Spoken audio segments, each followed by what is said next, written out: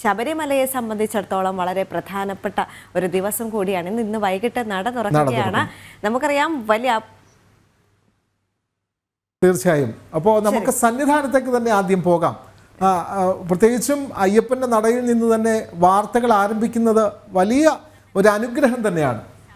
അത് ജനം ടി വിയെ സംബന്ധിച്ച് ഇന്ന് വൈകിട്ട് അവിടെ നട തുറക്കുന്നു. സന്നിധാനത്തു നിന്നും തത്സമയ വിവരങ്ങളുമായി നമ്മുടെ അരുൺ കൊടുങ്ങൂരും അതുപോലെ തന്നെ മനോജുമുണ്ട്. നമുക്ക് സ്വാമിയെ ശരണമയ്യപ്പ, നമുക്ക് സന്നിധാനത്തേക്ക് തന്നെ ആദ്യം പോകാം. അരുൺ കൊടുങ്ങൂര്, മനോജ്, രണ്ടുപേർക്കും സ്വാമി ശരണം.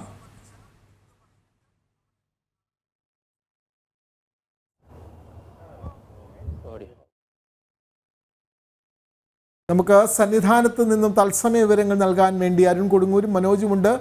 നമ്മൾക്കറിയാം ഇന്ന് വൈകിട്ടാണ് നട തുറക്കുന്നത്. മണ്ഡലകാലത്തിന് വേണ്ടി ഇന്ന് വൈകിട്ട് നട തുറക്കുന്നു.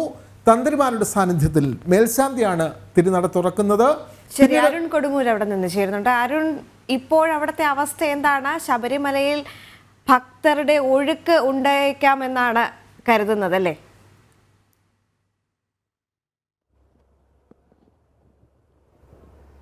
തീർച്ചയായും ശരണം വിളികളാൽ മുഖരിതമാകുന്ന ഒരു മണ്ഡല മകരവിളക്ക് തീർത്ഥാടന കാലത്തിന് ഇനി ഏതാനും മണിക്കൂറുകൾ മാത്രമാണുള്ളത്. ഭക്തിസാന്ദ്രമായ ഒരു അന്തരീക്ഷത്തിലേക്ക് സന്നിധാനം ഒന്നാകെ മാറിയിരിക്കുകയാണ്. എന്തായാലും നമ്മളും സമഗ്രമായ കവറേജുമായി ജനം ടി വി സംഘവും ഇവിടെ തയ്യാറായി കഴിഞ്ഞാൽ എന്തായാലും വലിയ രീതിയിലുള്ള ഒരു പ്രതീക്ഷയോടെയാണ് ഇത്തവണത്തെ മണ്ഡലകാലത്തെ എല്ലാവരും നോക്കിക്കാണുന്നത്. കാരണം ആദ്യ സമയങ്ങളിൽ കുറേ ആശങ്കകൾ ഉണ്ടായിരുന്നു. വെർച്വൽ ക്യൂവിൻ്റെ ബുക്കിംഗ് അടക്കമുള്ള ഒരു വലിയ പ്രതിസന്ധികൾ അടക്കം തന്നെ ഉണ്ടായിരുന്നു. എന്തായാലും ആ കാര്യങ്ങളൊക്കെ തന്നെ വിശദീകരിക്കാൻ Devaswom board president advocate PS Prashanth തന്നെ നമുക്കൊപ്പം ചേരുകയാണ്. എന്തായാലും ഒരു വലിയ ആശങ്ക, അതിലേറ്റവും പ്രധാനപ്പെട്ട ഉണ്ടായിരുന്നത് ഈ വെർച്വൽ ക്യൂ ഒഴിവാക്കിയിട്ടുള്ള ആദ്യത്തെ തീർത്ഥാടന കാലം. അത് തന്നെയാണല്ലേ ഏറ്റവും പ്രധാനപ്പെട്ട ഒരു കാര്യമായി? സ്വാമി ശരണമയ്യപ്പ, ഇവിടേക്ക് എത്തുന്ന ഭക്തജനങ്ങൾക്ക് എല്ലാ സൗകര്യങ്ങളും ഒരുക്കി വലിയ ഒരുക്കങ്ങളാണ് സർക്കാരിൻ്റെയും ദേവസ്വം ബോർഡിൻ്റെയും നേതൃത്വത്തിൽ നടത്തിയിരിക്കുന്നത്. വെർച്വൽ ക്യൂവുമായി ബന്ധപ്പെട്ട് ഞങ്ങൾ തുടക്കം മുതലേ പറഞ്ഞൊരു കാര്യമാണ്, വെർച്വൽ ക്യൂ സ്ട്രിക്റ്റായി നടപ്പിലാക്കണം. അത് കേവലം വരുമാനമല്ല നമ്മുടെ ഉദ്ദേശം, മറിച്ച് ഭക്തരുടെ സുരക്ഷയും കൂടിയാണ്. അതുകൊണ്ടാണ് വെർച്വൽ ക്യൂ കമ്പൽസറി ആക്കി നമ്മൾ മുന്നോട്ട് പോകാൻ തീരുമാനിച്ചത്. പക്ഷേ അതുകൊണ്ടുള്ള ഒരു ഗുണം മാധ്യമങ്ങളുടെയും എല്ലാവരുടെയും ഒക്കെ തന്നെ ഒരു നല്ല പ്രചരണം കിട്ടിയതിൻ്റെ ഭാഗമായി ആദ്യത്തെ 10-12 ദിവസം സത്യത്തിൽ ഇപ്പോൾ വെർച്വൽ ക്യൂ നിറഞ്ഞിരിക്കുകയാണ്. പിന്നെ ഞങ്ങൾ പറഞ്ഞതുപോലെ ഇവിടേക്ക് എത്തുന്ന ഒരു ഭക്തനും മാലയിട്ട് നോമ്പ് നോറ്റ് വ്രതം പിടിച്ച് ഇവിടെ എത്തുന്ന ഒരു ഭക്തനും ഭഗവാന്റെ ദർശനം കിട്ടാതെ തിരിച്ചു പോകുന്നൊരു സ്ഥിതിവിശേഷം ഉണ്ടാകില്ല. അത് ഞങ്ങൾ പ്രതിജ്ഞാബദ്ധമാണ്. അപ്പോൾ മാത്രമല്ല, ഇവിടേക്ക് വരുന്ന ഭക്തർക്ക് പരമാവധി സൗകര്യങ്ങൾ ഒരുക്കാനാണ് ഞങ്ങൾ ശ്രമിക്കുന്നത്. നിങ്ങൾക്കറിയാവുന്നതുപോലെ തന്നെ പാരിസ്ഥിതികമായ വെല്ലുവിളികളും ഭൂമിശാസ്ത്രപരമായ ഒട്ടേറെ പരിമിതികളുമുള്ളൊരു ക്ഷേത്രമാണ് ഇത് നഗരമധ്യത്തിലിരിക്കുന്ന ഒരു ക്ഷേത്രമല്ല. അപ്പോൾ അതുകൊണ്ട് തന്നെ എങ്കിലും ആ പരിമിതികളിൽ നിന്നുകൊണ്ട് പരമാവധി സൗകര്യങ്ങൾ ഒരുക്കുവാനാണ് ഞങ്ങൾ ശ്രമിച്ചിരിക്കുന്നത്. കഴിഞ്ഞ പ്രാവശ്യത്തേക്കാൾ കുറച്ചുകൂടി, കഴിഞ്ഞ പ്രാവശ്യത്തെ ചെറിയ വീഴ്ചകളുണ്ട്, അതെല്ലാം പഠിച്ചുകൊണ്ട് തന്നെ കുറച്ചുകൂടി സൗകര്യങ്ങൾ ഒരുക്കുവാൻ ആത്മാർത്ഥമായി ദേവസ്വം ബോർഡും സർക്കാരും ശ്രമിച്ചിട്ടുണ്ട്. ഈ ശബരിമല കേന്ദ്രീകരിച്ച് കുറച്ച് അടിസ്ഥാന സൗകര്യങ്ങൾ ഒരുക്കിയിട്ടുണ്ട്. പക്ഷേ കഴിഞ്ഞ തവണ ഏറ്റവും സങ്കടകരമായൊരു കാര്യം, ഈ ഭക്തർക്ക് വെള്ളം പോലും കിട്ടാതെ മണിക്കൂറുകൾ ക്യൂ നിൽക്കേണ്ടി വരുന്ന അശാസ്ത്രീയമായ നിയന്ത്രണങ്ങളാണ്. അത് ആ നിയന്ത്രണങ്ങളൊക്കെ തന്നെ വലിയ രീതിയിൽ ഭക്തരെ ബുദ്ധിമുട്ടുണ്ട്. വെള്ളം പോലും കിട്ടാതെ കുഞ്ഞുങ്ങളടക്കം വലയുന്ന ഒരു സാഹചര്യം ഉണ്ടായി. ആ പ്രശ്നങ്ങൾ എങ്ങനെ പരിഹരിക്കാനാണ്, അല്ലെങ്കിൽ അത്തരം ഒരു സിറ്റുവേഷൻ ഉണ്ടായാൽ എങ്ങനെ പരിഹരിക്കാനാണ് ദേവസ്വം ബോർഡ് ശ്രമിക്കുന്നത്? വെള്ളം പോലും കിട്ടാതെ കഷ്ടപ്പെടുന്നൊരവസ്ഥ ഉണ്ടായില്ല. ചെറിയ സ്വാഭാവികമായിട്ടും ലക്ഷക്കണക്കിന് ആളുകൾ വരുമ്പോൾ കുറച്ച് പേർക്ക് പരിമിതികളുണ്ടാവും, സ്വാഭാവികമാണ്. ഞാൻ നേരത്തെ പറഞ്ഞതുപോലെയാണ്, അതാണ് അതിൻ്റെ കാരണം. പക്ഷേ ഇപ്രാവശ്യം അതൊക്കെ ഉള്ളതുകൊണ്ട് അന്ന് സംഭവിച്ച ചെറിയ വീഴ്ചകൾ, നിങ്ങൾ ചൂണ്ടിക്കാട്ടിയ വീഴ്ചകൾ പോലും പരിഹരിക്കുവാനുള്ള ശ്രമങ്ങളാണ് ഞങ്ങൾ നടത്തിയിരിക്കുന്നത്. ഒന്ന്, പമ്പയിൽ കഴിഞ്ഞ പ്രാവശ്യം നമുക്ക് തിരക്ക് കൂടിയപ്പോൾ കുറച്ച് ഭക്തജനങ്ങൾക്ക് ഈ പറയുന്ന വെയിലേറ്റൊരു 12 മണിയോടൊക്കെ കഷ്ടപ്പെടേണ്ട ഒരു അവസ്ഥ വന്നിട്ടുണ്ട്. പക്ഷേ അതിനൊക്കെ പരിഹാരം കണ്ടുകൊണ്ട് തന്നെ ഇപ്പോൾ 9 നടപ്പന്തലുകൾ ഞങ്ങളിപ്പോൾ ഒരുക്കിയിട്ടുണ്ട്. കഴിഞ്ഞ പ്രാവശ്യം 3 ഉണ്ടായിരുന്നു, ഇപ്പോൾ 9 ഒരുക്കിയിട്ടുണ്ട്. അപ്പോൾ തന്നെ സ്വാഭാവികമായി അതിൽ തന്നെ ഒരു 4000 പേർക്ക് വരി നിൽക്കുവാനുള്ളൊരു, വെയിലേൽക്കാതെ നിൽക്കുവാനുള്ളൊരു ക്രമീകരണം ഞങ്ങൾ ഉണ്ടാക്കിയിട്ടുണ്ട്. കൂടാതെ രാമമൂർത്തി മണ്ഡപം, പ്രളയത്തിന് മുമ്പുണ്ടായിരുന്ന രാമമൂർത്തി മണ്ഡപം, അതിന് സമാനമായ രീതിയിലുള്ളൊരു ജർമ്മൻ പന്തൽ, ഒരു 3000 പേർക്ക് വിരിവയ്ക്കുവാനുള്ള സംവിധാനം ഞങ്ങളിവിടെ ഒരുക്കിയിട്ടുണ്ട്. പിന്നെ നിലയ്ക്കലാണെങ്കിലും ശരി തന്നെ, അവിടെയും ഒരു ടാറ്റ ഞങ്ങൾക്ക് നേരത്തെ തന്നെ നിർമ്മിച്ച് നൽകിയ വിരിഷെഡുണ്ട്. അതിൽ തന്നെ 5000 പേർക്ക് കിടക്കാം. കൂടാതെ ഇപ്പോൾ ഒരു 2500-3000 പേർക്ക് കിടക്കാനുള്ള ഒരു ജർമ്മൻ മതിൽ അവിടെയും ഒരുക്കിയിട്ടുണ്ട്. അവിടെ ഈ ശുദ്ധജലത്തിൻ്റെ പ്രശ്നമില്ല, കാരണം അവിടെ പ്ലാസ്റ്റിക്കിന് നിരോധനമില്ല. പക്ഷെ ഇവിടെയാണ് പ്ലാസ്റ്റിക്കിന് നിരോധനമുള്ളത്. അതുകൊണ്ട് തന്നെ ഞങ്ങൾ ഇങ്ങോട്ട് വരുമ്പോൾ ഈ നടപ്പന്തലിൽ ഇപ്പോൾ തന്നെ കിയോസ്കുകൾ വെച്ചിട്ടുണ്ട്. ഇറങ്ങി വരാൻ ബുദ്ധിമുട്ടുള്ള ജ്യോതി നഗർ അവിടെയൊക്കെ പരമാവധി ടാപ്പുകൾ വെച്ചുകൊണ്ട് തന്നെ ഭക്തരിലേക്ക് തന്നെ വെള്ളം നേരിട്ടെത്തിക്കുവാനുള്ള ക്രമീകരണങ്ങൾ നടത്തിയിട്ടുണ്ട്. കുറച്ചുകൂടി വേഗത്തിൽ എത്തിക്കുവാൻ വേണ്ടിയിട്ടുള്ള ദിവസവേതനക്കാരെ ഞങ്ങൾ നിയമിച്ചിട്ടുണ്ട്. പിന്നെ ലഘുഭക്ഷണങ്ങൾ ഞങ്ങൾ കരുതിയിട്ടുണ്ട്. ഒട്ടേറെ ക്രമീകരണങ്ങൾ മുൻ വർഷത്തിൽ നിന്നും കൂടുതൽ ഞങ്ങൾ ഒരുക്കിയിട്ടുണ്ടെന്നാണ് വിചാരിക്കുന്നത്. പിന്നെ അരവണയുടെ കാര്യത്തിൽ വലിയ തിരക്ക് കൂടിയപ്പോൾ കഴിഞ്ഞ പ്രാവശ്യം കുറച്ചൊന്ന് നിയന്ത്രിച്ച് കൊടുക്കേണ്ടി വന്നിട്ടുണ്ട്. പക്ഷേ അതിന് പകരമായി അതിനൊരു ക്രമീകരണം എന്നുള്ള നിലയിൽ, മുൻകരുതൽ എന്നുള്ള നിലയിൽ ഏതാണ്ട് 40 ലക്ഷത്തോളം അരവണ ഞങ്ങൾ കരുതൽ ശേഖരമായി നിർമ്മിച്ച് കഴിഞ്ഞിരിക്കുന്നു.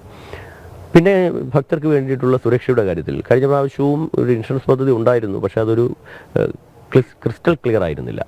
പക്ഷേ അത് കൃത്യമായി 5 ലക്ഷം രൂപ, അപകടമരണത്തിൽ മരണപ്പെടുന്നവർക്ക് ഒരു 5 ലക്ഷം രൂപ ഒരു പ്രീമിയവും ഇല്ലാതെ തന്നെ ദേവസ്വം ബോർഡ് കൃത്യമായി പ്രീമിയം അടച്ചുകൊണ്ട് മരണം അങ്ങനെ സംഭവിക്കാതിരിക്കട്ടെ, ഭൗതിക ശരീരം വീട്ടിലെത്തിക്കുവാനുള്ള കേരളത്തിനകത്താണെങ്കിൽ 30,000 രൂപ വരെയും കേരളത്തിന് പുറത്താണെങ്കിൽ 1 ലക്ഷം രൂപ വരെയും ദേവസ്വം ബോർഡ് കൊടുക്കും. പിന്നീട് യുണൈറ്റഡ് ഇൻഷുറൻസ് കമ്പനി ഞങ്ങൾക്ക് റീംബേസ് ചെയ്യും. ആ രീതിയിലാണ്. കാരണം യുണൈറ്റഡ് ഇൻഷുറൻസ് കമ്പനിയുമായി ബന്ധപ്പെട്ടാണെങ്കിൽ റീംബേസ് വരുമ്പോൾ സമയമെടുക്കുന്നതുകൊണ്ടാണ് ഞങ്ങൾ നേരിട്ട് തന്നെ അത് ചെയ്യുന്നത്. അങ്ങനെയുള്ള ചെറിയ ചെറിയ കാര്യങ്ങളിൽ പോലും പരമാവധി സൗകര്യങ്ങൾ ഒരുക്കുക ഞങ്ങൾ ശ്രദ്ധിച്ചിട്ടുണ്ട്.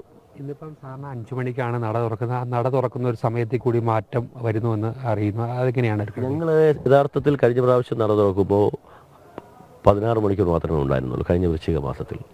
അപ്പോൾ പരമാവധി ഭക്തർക്ക് ദർശനം കൊടുക്കണം. ഞങ്ങൾ ബഹുമാനപ്പെട്ട തന്ത്രിയുമായി സംസാരിച്ചപ്പോൾ, കണ്ഠരര് രാജീവരുമായി സംസാരിച്ചപ്പോൾ അദ്ദേഹം പറഞ്ഞത് പരമാവധി ഭക്തർ തൊഴുതു പോകട്ടെ എന്നുള്ള വിശാലമായൊരു കാഴ്ചപ്പാടാണ് അദ്ദേഹം പുലർത്തിയത്. അതുകൊണ്ട് തന്നെ ഞങ്ങൾക്ക് 18 മണിക്കൂർ രാവിലെ കൃത്യം ഇന്ന് വൈകുന്നേരം 4 മണിക്ക് നട തുറക്കും. അദ്ദേഹത്തിൻ്റെ നേതൃത്വത്തിൽ, കണ്ഠരര് രാജീവരുടെ നേതൃത്വത്തിൽ പുതിയ മേൽശാന്തി ചുമതലയേൽക്കും. ഹരിവരാസനം കഴിഞ്ഞ് പഴയ മേൽശാന്തി പടിയിറങ്ങി പിന്നെ പാറമേക്കാവിലേക്ക്, അവിടെ നിന്നാണ് അദ്ദേഹം കെട്ടി മല കയറിയത്, അതുകൊണ്ട് അങ്ങോട്ടേക്ക് പോവും.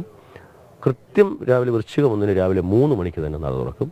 1 മണിക്ക് ഉച്ചപൂജ കഴിഞ്ഞതിന് ശേഷം നട അടയ്ക്കും. കൃത്യം 3 മണിക്ക് വീണ്ടും ഉച്ചയ്ക്ക് ശേഷം നട തുറക്കും, രാത്രി 11 മണി വരെ.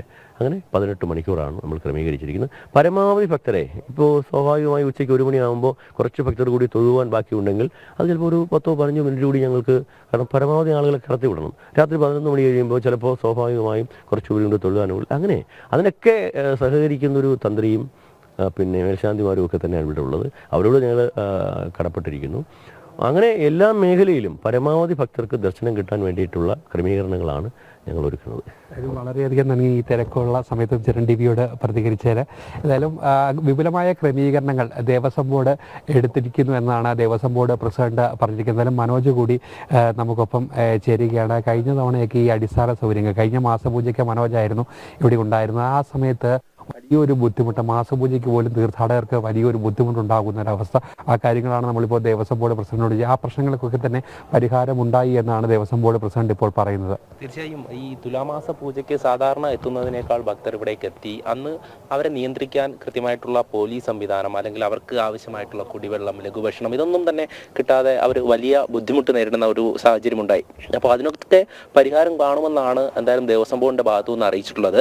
ഈ ഒരു സീസണിൽ, അതായത് നിരവധി ഭക്തജനങ്ങൾ ഇങ്ങോട്ടേക്ക് എത്തും. അതോടൊപ്പം തന്നെ അവർക്ക് ദർശനം 70,000 പേർക്ക് വെർച്വൽ ക്യൂ ആയിട്ടും, അതോടൊപ്പം തന്നെ 10,000 പേർക്ക് സ്പോട്ട് ബുക്കിംഗ്, അതായത് ഇവിടെ എത്തി ബുക്ക് ചെയ്ത് കയറാം എന്നുള്ള രീതിയിലാണ് ഏർപ്പെടുത്തിയിട്ടുള്ളത്. അത് എത്രത്തോളമാണ് ഭക്തർക്ക് സൗകര്യപ്രദമാകുക എന്നുള്ളത് ഇനി വരുന്ന ദിവസങ്ങളിലാണ് നമുക്ക് മനസ്സിലാക്കുക. കാരണം ലക്ഷങ്ങൾ ഇവിടേക്ക് എത്തിക്കൊണ്ടിരുന്നു ദിവസേന. അപ്പോൾ ഇത് ഓൺലൈൻ സംവിധാനം വഴി ആക്കുമ്പോൾ അത് എത്രത്തോളമാണ് സൗകര്യപ്രദമാകുക, അതോടൊപ്പം തന്നെ അവർക്ക് വേണ്ട ഭക്ഷണം, അതോടൊപ്പം കുടിവെള്ളം, ഇതെല്ലാം സൗകര്യം ഒരുക്കിയിട്ടുണ്ട് എന്നാണ് അറിയിച്ചിട്ടുള്ളത്. ഇനി വരുന്ന ദിവസങ്ങളിലാണ് അത് നമുക്ക് മനസ്സിലാക്കാൻ സാധിക്കുക. എന്തായാലും ഇന്ന് വൈകിട്ടോടു കൂടി തന്നെ പുതിയ മേൽശാന്തി ഇങ്ങോട്ടേക്ക് എത്തുകയാണ്. അദ്ദേഹം മഠത്തിൽ നിന്നും, അതായത് കൊല്ലം വള്ളിക്കീഴിലെ മഠത്തിൽ നിന്നും കെട്ടുനിറ ചടങ്ങുകളൊക്കെയായി ഇന്ന് രാവിലെയോടുകൂടി അവിടെ നിന്ന് തിരിക്കുമെന്നാണ് അറിയിച്ചിട്ടുള്ളത്. എന്തായാലും ഇന്ന് വൈകിട്ടോടുകൂടി തന്നെ അദ്ദേഹവും ഒപ്പം മാളികപ്പുറം മേൽശാന്തിയും ഇവിടേക്ക് എത്തും. ഇന്ന് തന്നെ ചുമതലയേൽക്കും. എന്തായാലും നാളെയോടുകൂടി അദ്ദേഹമാണ് ഈ വൃശ്ചിക പുലരിയിൽ അയ്യപ്പനെ, അതായത് ഭക്തജന സാന്നിധ്യം അറിയിച്ചുകൊണ്ട് തന്നെ ഈ നട തുറക്കുക. എന്തായാലും ആ ഒരു ശുഭകരമായിട്ടുള്ള നിമിഷങ്ങളിലേക്കാണ് നാം ഇന്നും അതോടൊപ്പം നാളെ പുലർച്ചെയും പോവുക.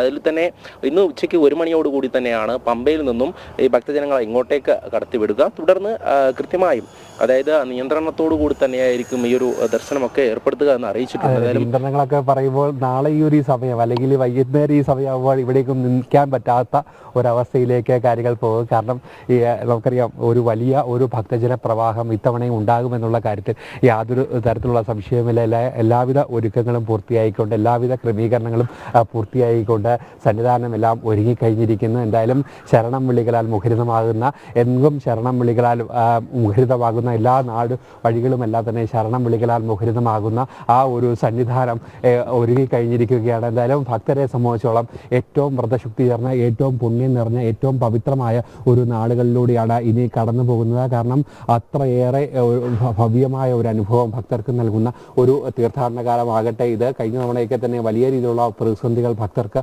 ഉണ്ടായിരുന്നു. ആ പ്രശ്നങ്ങളൊക്കെ തന്നെ നമ്മൾ ഓരോ നിമിഷവും ചൂണ്ടിക്കാട്ടിയിരുന്നു. ആ പ്രശ്നങ്ങൾ പരിഹരിച്ചുകൊണ്ട് ഇത്തവണയും മുന്നോട്ട് പോകുമെന്നാണ് ദേവസ്വം ബോർഡ് അധ്യക്ഷൻ തന്നെ ഇപ്പോൾ ജനം ടിവിയോട് വ്യക്തമാക്കിയിരിക്കുന്നത്.